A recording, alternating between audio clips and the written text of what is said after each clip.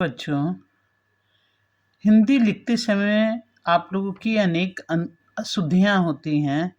उन अशुद्धियों को सुधारने के लिए कुछ तरीके मैं यहाँ बता रही हूँ। उसको आप ध्यान से पढ़ें। निश्चित तौर पर आपकी गलतियों में सुधार होगा। पहला नंबर है, बच्चे सेंटेंस लिखते समय बड़ी की और छोटी की में गलती करते हैं। इसे दो तरह से पहचाना जा सकता है। जैसे माँ की साड़ी नीली है। इस सेंटेंस के बीच में जब की शब्द आए तो वो हमेशा बड़ी की ही लगेगा, उसमें छोटी की कभी नहीं लगता है। और दूसरा, जब राम ने कहा कि, ये की हमेशा छोटी होगा क्योंकि ये दो वाक्य को जोड़ रहा है। राम ने कहा कि मैं स्कूल नहीं जाऊंगा। राम ने कहा एक वाक्य और मैं स्कूल नहीं जाऊंगा ये दूसरा वाक्य, और इसमें छोटी की जोड़ने का काम कर रही है। दो वाक्य को जोड़ने का काम छोटी की कर रही है, इसलिए इसमें छोटी की ही लगता है। और क्योंकि, कुछ बच्चे क्योंकि में बड़ी की का प्रयोग करते हैं। क्योंकि का भी काम दो वाक्य को जोड़ने का होता है, इसलिए वो हमेशा ही क्योंकि में छोटी की ही लगता है। इस पर विशेष ध्यान दीजिएगा। तो क्योंकि शब्द में भी हमेशा छोटी की ही का प्रयोग किया जाता है। इस तरह छोटी ई और बड़ी ई का प्रयोग किया जाता है। दूसरा नंबर है, र शब्द लगाते समय बच्चे गलत करते हैं। र, तीन तरह के र शब्द का प्रयोग हम लोग करते हैं। जैसे कर्ज, क्रम, रहम। यहाँ कर्ज, कर्ज शब्द बोलते समय आप बोलकर देखिए, कर्ज, कर्ज, कर्ज। तो कर्ज बोलते समय आपका जीभ अर का साउंड करता है। आपकी जीभ से अर का साउंड निकलता है, कर्ज। तो अर्ज, जो अर का साउंड निकला, उस साउंड को लिखते समय पहले क लिखेंगे, फिर कर, अर जो हुआ, अर का साउंड निकला, अर्थात बाद में जो मात्रा लिखेंगे उसके ऊपर यहाँ र जो है वो र लगाएंगे। अर्थात बाद में जो मात्रा है ज, उस ज के ऊपर में हम र की मात्रा लगाएंगे। कर, क के बाद अर हुआ और तब कर्ज, तो ज शब्द के ऊपर में र लगाए। उसी तरह से क्रम, क्रम में क को पूरा नहीं बोलेंगे या लिखेंगे। आधा क को जैसे बोलते हैं क्रम, क पूरा नहीं बोले, क र म ऐसे नहीं बोले, क्र, क्र। तो अ का साउंड क्र। तो क्रम में क को पूरा नहीं बोलेंगे, आधा क को जल्दी से बोलेंगे, क्र। फिर र पर रुकेंगे, क्र, और फिर म लिखेंगे, तो क्रम हो गया। उस नेक्स्ट है रहम। रहम जैसे साधारण र का इस्तेमाल करते हैं, उस तरह यहाँ भी रहम में लिखते समय या बोलते समय र का पूरा उच्चारण करते हैं।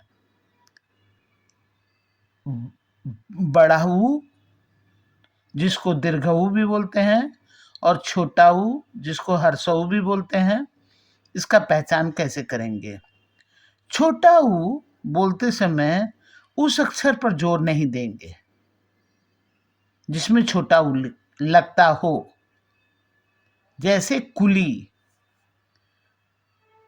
क में छोटा ऊ लगा है, जिसको हर्षऊ भी बोलते हैं, इन दोनों अक्षर कुली, अब कुली शब्द बोलते समय कु को जल्दी से बोलते हैं, कुली, कुली, ली पर स्ट्रेस दे रहे हैं, कुली पर कु जल्दी से बोल रहे हैं, तो कु को जल्दी से बोलते हैं और कु से ज्यादा वक्त ली में लगेगा, क्योंकि इसमें ली में बड़ी ई का प्रयोग किया गया है, इसीलिए इसमें वक्त लग रहा है, क्योंकि बड़ी ऊ में हमेशा ही छोटी ऊ से ज्यादा समय लगता है।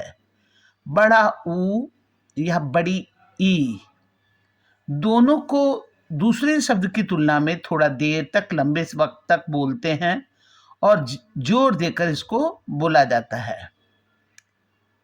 नेक्स्ट है, इसके विपरीत छोटा ऊ तथा छोटी ई दोनों को ही जल्दी और कम वक्त में यह सामान्य अक्षर के बराबर ही बोला जाता है।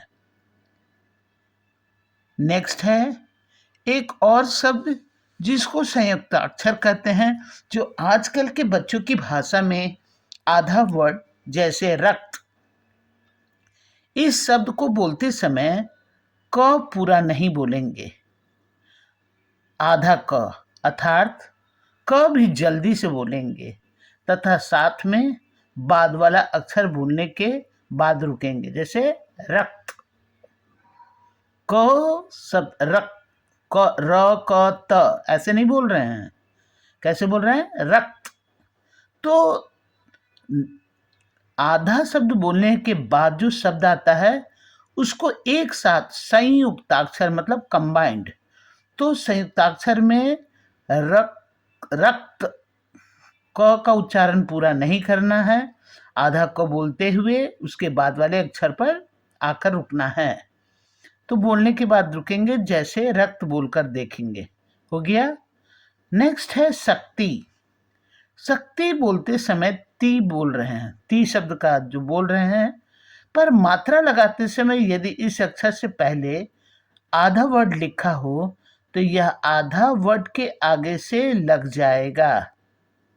जैसे समझने के लिए, शक्ति, ती बोल रहे हैं, ती, शक्ति, ती पर स्ट्रेस दे रहे हैं, ती पर बड़ी लगेगा, परंतु शक यहां भी आधा क लगा है, लेकिन लिखते समय ती पर बड़ी न लगाकर क से पहले छोटी लगाएं। क्यों, इसको जरा जाने। समझने के लिए, जैसे मन में आपको इजी हो जाए, इसके लिए श शब्द जो है ये हो गए पापा, और आधा क मतलब कंप्लीट वर्ड नहीं है, छोटा है, बच्चा है, ये हुआ बेटा, और शक्ति, ती हो गई मम्मी। तो जो अब मम्मी को लग रहा है कि बेटा जो आधा है वो छोटा है, तो उसका हाथ पकड़ के आगे से हाथ पकड़ लेती है, तो अब इसको मम्मी ती में बड़ी न लगाकर क के पहले उसका हाथ पकड़कर उसको ले जा रही है। ये बात दिमाग में रखने से क्या होता है कि कभी भी आपका गलती नहीं होगा। मम्मी बेटा का हाथ पकड़ी है, ठीक है, इस तरह से याद करोगे। आधा शब्द जब भी लगेगा उसके बाद ती, पी, ची, सी कुछ भी रहेगा, तो वहां पर बड़ी की मात्रा न लगकर उस आधे शब्द के पहले आकर छोटी लगकर उसका साथ देता है, यानी उसका हाथ पकड़ता है। नेक्स्ट है अण और न का प्रयोग। इसको कैसे पहचाने? तो अण और न का प्रयोग साउंड से पहचाना जाता है, जैसे नल, नग। तो इसमें क्या है, बोलते समय ही न शब्द का प्रयोग हो रहा है, तो इसमें न शब्द का प्रयोग किए। और रमण, कण कण, तो अण शब्द का साउंड निकल रहा है, तो इसीलिए पहले अण शब्द जो लिखा हुआ है, रमण बोल के देखेंगे, तो अण की मात्रा आई, कण कर्ण बोले तो अण की मात्रा लगेगी। इस तरह से हिंदी के अक्षर पर विशेष तौर पर ध्यान देना पड़ता है और ज़्यादा से ज़्यादा अक्षरों को बोलते समय उसके बोलने की ध्वनि से उसको पहचान लिया जाता है कि हमें कौन सा अक्षर लिखना है। मैं भी अपने प्रयास के द्वारा आप सबको ये लिखकर भेजी हूँ। इसको ज़रा ध्यान दीजिएगा, निश्चित तौर पर आपका हिंदी में सुधार होगा। और प्रतिदिन लिखाए गए शब्द के जैसा मिलान करते हुए 3 या 5 शब्द लिखिएगा। निश्चित तौर पर आपकी हिंदी में सुधार होगी और बोर्ड में किस तरह से 90-95 लाओगे, यदि जानना चाहते हो तो कमेंट करके बताना। मैं आपको इसका विस्तार वीडियो बनाकर भेजूंगी।